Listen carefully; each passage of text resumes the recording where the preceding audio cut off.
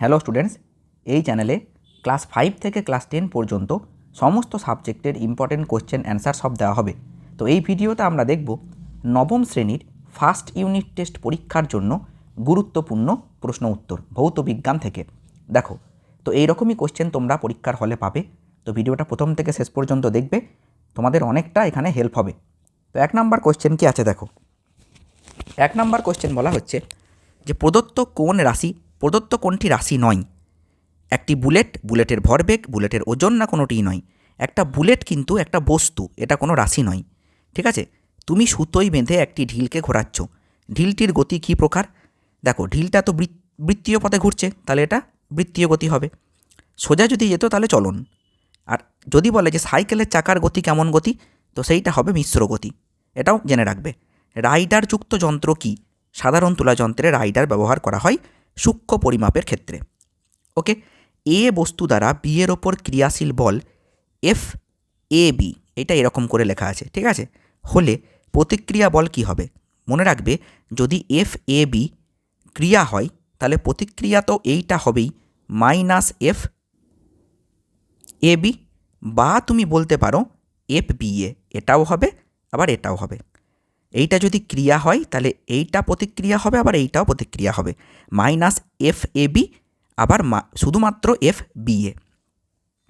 নিউটনের তৃতীয় গতিসূত্র অনুসারে ক্রিয়া প্রতিক্রিয়ার মধ্যবর্তী কোণ কত? তো উত্তর হবে 180 ডিগ্রি। তুমি যদি একটা দেওয়ালকে এই দিকে ঠেলো, তাহলে দেওয়ালও কিন্তু তোমার ওপর একটা অপোজিট দিকে বল প্রয়োগ করবে। তো দুটোর মাঝের অ্যাঙ্গেল 180 ডিগ্রি হয়ে থাকে। পরমাণুর কেন্দ্রকে কয়টি মূল কণিকা থাকে? তো উত্তর হয়ে যাবে দুটি। কি কি? প্রোটন এবং নিউট্রন। দেখো, উত্তরও আমি দিয়ে দিয়েছি। আলফা কণা বিচ্ছুরণ পরীক্ষাটি কে করেছিলেন? তো উত্তর হবে রাদারফোর্ড। আর রাদারফোর্ড এই পরীক্ষার জন্য কোন ধাতুর পাত আবিষ্কার করেছিলেন? তো উত্তর হবে গোল্ড বা সোনা। আচ্ছা, ক্লোরিন এবং ক্লোরিন 2- এইটার মানে হচ্ছে ক্লোরিন 2-, এদের মধ্যে কোনটি সুস্থিত? মনে রাখবে, ক্লোরিন 2- বেশি সুস্থিত, মানে বেশি স্থির। ঠিক আছে, ক্লিয়ার? ক্লোরিন 2- নয়, এটা ক্লোরিন মাইনাস। এটা এখানে টাইপিং মিস্টেক আছে, এটা ক্লোরিন মাইনাস। তাহলে ক্লোরিন মাইনাস বেশি সুস্থিত। ওকে, ক্লোরিন মাইনাস বেশি সুস্থিত, কারণ এইটা একটা ইলেকট্রন ত্যাগ করেছে, নিয়েছে। ওকে, তারপরে দেখো, নিম্নলিখিত প্রশ্নগুলির অতি সংক্ষিপ্ত উত্তর দাও। মিটার স্কেলের লঘিষ্ঠ ধ্রুবক কত? তো মিটার স্কেলের 1 ঘর মানে হচ্ছে 1 মিলিমিটার বা 0.1 সেন্টিমিটার। মনে রাখবে। শূন্যস্থান পূরণ করো। বার্ন হলো ড্যাশ পরিমাপের একক। তো উত্তর হবে ক্ষেত্রফল পরিমাপের একক। এই ধরনের প্রশ্নই কিন্তু তোমরা পরীক্ষাতে দেখতে পাবে। ওজনের মাত্রীয় সংকেত লেখো। তো mL/T⁻²। খুব ভালো করে দেখে যাবে। আবার এইটাই হচ্ছে বলের মাত্রীয় সংকেত। নিউটনের কোন গতিসূত্র থেকে সিদ্ধান্ত করা যায় যে প্রকৃতিতে একক বিচ্ছিন্ন বলের অস্তিত্ব অসম্ভব? তৃতীয় গতিসূত্র। তার মানে কোন গতিসূত্র অনুযায়ী আমরা জানতে পারি যে ক্রিয়া থাকলে প্রতিক্রিয়া থাকবেই? সেটা হচ্ছে তৃতীয় গতিসূত্র। দড়ি টানাটানি খেলায় দড়ির উভয় প্রান্তে টি টান প্রয়োগ করা হলে দড়িতে কত টান কাজ করবে? তো উত্তর হবে টি। মনে রাখবে, এই দিকে কেউ যদি টি টান দেয়, আবার এই দিকেও কেউ যদি টি টান দেয়, তাহলে মোট টান কিন্তু টি কাজ করবে। এটা খুব ইম্পর্ট্যান্ট এবং কনফিউজিং কোয়েশ্চেন, ভালো করে দেখে যাবে। চলন্ত দুটি ট্রেনের যাত্রীরা কখন পরস্পরকে স্থির দেখে?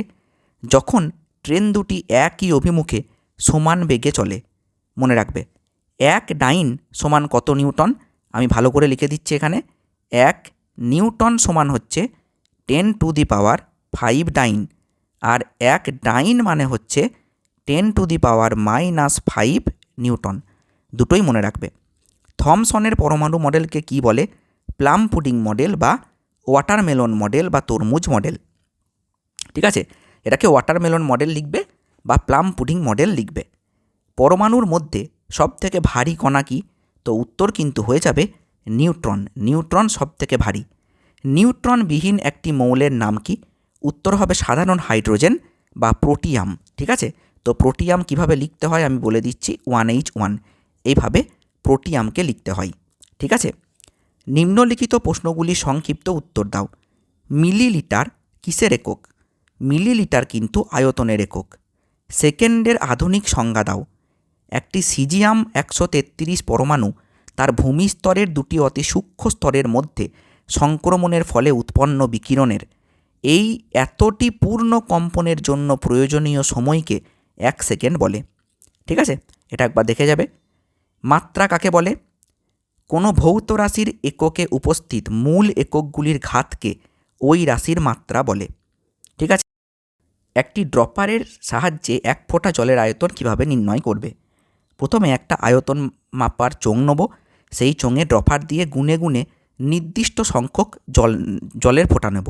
ধরা যাক 100টা জলের ফোঁটা নিয়েছি। তারপর মোট ফোঁটা জলের আয়তন মাপনী চোঙ থেকে পাঠ নিয়ে তাকে ফোঁটার সংখ্যা দিয়ে ভাগ করে দেবো, তাহলে 1 ফোঁটার আয়তন পেয়ে যাব। ঠিক আছে, তুমি এরকমও লিখতে পারো যে ধরি মোট ফোঁটা সমান n এবং মোট আয়তন সমান v। তাহলে 1 ফোঁটার আয়তন সমান v/n। ব্যাস, এইটা লিখে দিলেও হবে। ঠিক আছে, বেশ।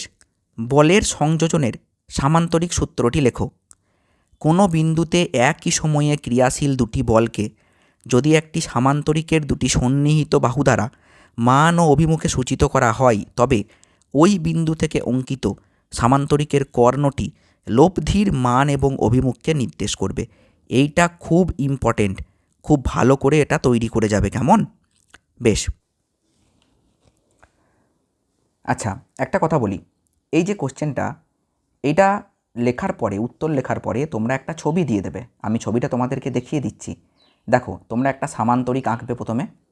এই সামান্তরিকটা আঁকার পরে এই দিকে একটা ভেক্টর চিহ্নিত করে দেবে এ ভেক্টর, এই দিকে একটা ভেক্টর চিহ্নিত করে দেবে বি ভেক্টর, আর এর কর্ণ বরাবর, ঠিক আছে, এখানে লিখে দেবে এরকম করে অ্যারো দিয়ে, বা যদি জায়গা থাকে তোমাদের এই পাশেই লিখে দেবে আর vector equal to A vector plus B vector, এটা দিয়ে দেবে। ঠিক আছে, আর vector equal to A vector plus B vector. আর এখানে লিখে দেবে যে আর হলো এ এবং বি এর লব্ধি। ওকে, পরের প্রশ্ন দেখো। ঘোড়া গাড়িকে যে বলে টানে, গাড়িও ঘোড়াকে সমান বলে বিপরীত দিকে টানে, তবে গাড়ি চলে কিভাবে? খুব ভালো উত্তরটা, আর খুব কনসেপচুয়াল কোশ্চেনটা। ঘোড়া যখন মাটিতে তির্যকভাবে ধাক্কা দেয়, তখন মাটিও ঘোড়ার ওপর সমান ও বিপরীতমুখী প্রতিক্রিয়া বল দেয়। এই প্রতিক্রিয়ার অনুভূমিক উপাংশটি চাকার ঘর্ষণ বলের চেয়ে বেশি হলে গাড়ি সামনের দিকে এগিয়ে চলে। তুমি দরকার হলে এখানে ছবি এঁকে দিতে পারো। কিভাবে ছবিটা আঁকবে দেখো, যে এখানে মনে করো ঘোড়া এই দিকে বল প্রয়োগ করছে, তাহলে মাটিও কি করছে? ঘোড়াকে এই দিকে বল প্রয়োগ করছে। তাহলে এর কিন্তু দুটো উপাংশ আছে। ঠিক আছে, একটা এই দিকের উপাংশ যেটাকে বলি অনুভূমিক, আর এইটাকে বলি উল্লম্ব। ওকে, তাহলে তুমি এইখানে লিখবে এফ। ঠিক আছে, এই দিকটাকে লিখবে এফ এইচ মানে হরাইজন্টাল, আর এই দিকটাকে লিখবে এফ ভি তার মানে ভার্টিক্যাল। ব্যাস, এইটুকু দেখিয়ে দিলেও হবে।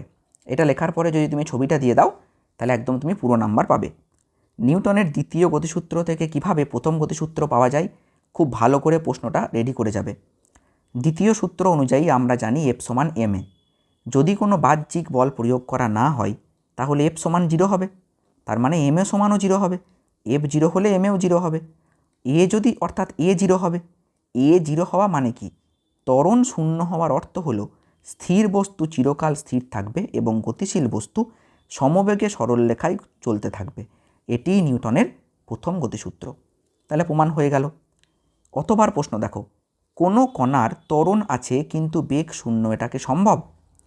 হ্যাঁ, সম্ভব। কি করে? কোনো বস্তুকে উল্লম্বভাবে ওপরের দিকে ছুড়লে সর্বোচ্চ বিন্দুতে তার বেগ শূন্য হয়, কিন্তু ত্বরণ থাকে। অভিকর্ষজ ত্বরণ তো নিচের দিকে কাজ করে। একটা বস্তুকে তুমি যদি ওপরের দিকে ছুড়ে দাও, একদম সর্বোচ্চ উচ্চতায় গিয়ে ওর বেগ হবে 0, কিন্তু নিচের দিকে অভিকর্ষজ ত্বরণ কাজ করবে। তাহলে বেগ 0 হলেও ত্বরণ থাকতে পারে। পারমাণবিক সংখ্যাকে মৌলের স্বকীয় ধর্ম বলে কেন? কারণ প্রতিটি মৌলের পারমাণবিক সংখ্যা নির্দিষ্ট এবং এটি ওই মৌলের মূল বৈশিষ্ট্য এবং রাসায়নিক ধর্ম নিয়ন্ত্রণ করে। পারমাণবিক সংখ্যা পরিবর্তন হলে মৌলের সত্তা বদলে যায়, মানে মৌলটাই বদলে যায়, পাল্টে যায় মৌলটা। তাহলে সেই জন্য পারমাণবিক সংখ্যাকে মৌলের স্বকীয় ধর্ম বলা হয়। পরের প্রশ্ন দেখো, 3টি পরমাণুর ভর সংখ্যা 31, 32 এবং 34। নিউট্রন সংখ্যা 16, 17, 18। এদের মধ্যে কোন দুটি আইসোটোপ এবং কেন? আইসোটোপ কাকে বলে? যদি পারমাণবিক সংখ্যা বা পরমাণু ক্রমাঙ্ক একই হয় তাহলে তাকে আইসোটোপ বলবো। তাহলে আমাকে দেখতে হবে যে কাদের পরমাণু ক্রমাঙ্ক একই। দেখো, প্রথমটার প্রোটন কতগুলো? 31 - 16 অর্থাৎ 15টা। দ্বিতীয়টার প্রোটন 32 - 17 15টা। আর তৃতীয়টার প্রোটন 34 - 18 16টা। তাহলে এরও 15 আবার এরও 15। তাহলে প্রথম এবং দ্বিতীয় হলো একে অপরের আইসোটোপ। খুব ভালো করে দেখে নিলে। বেশ, তারপরে ইলেকট্রনগুলি নিউক্লিয়াসের চারদিকে ঘোরে কেন? ধনাত্মক নিউক্লিয়াস ও ঋণাত্মক ইলেকট্রনের মধ্যে ক্রিয়াশীল স্থির তড়িৎ আকর্ষণ বল ইলেকট্রনগুলিকে বৃত্তপথে ঘোরার জন্য প্রয়োজনীয় অভিকেন্দ্র বল সরবরাহ করে। ভালো করে পড়ে নেবে যে নিউক্লিয়াস এবং ইলেকট্রনের মধ্যে যে আকর্ষণ বল কাজ করে, এই আকর্ষণ বল অভিকেন্দ্র বল যোগান দেয়। তাই কিন্তু একটা ইলেকট্রন নিউক্লিয়াসের চারপাশে ঘোরে। তাহলে আমরা গ্রুপ সি পর্যন্ত সাজেস্টিভ কোশ্চেন অ্যান্সার পড়ে নিলাম। এইবার আমরা গ্রুপ ডি নেক্সট ভিডিওতে কভার করব। দেখা হচ্ছে পরের ভিডিওতে।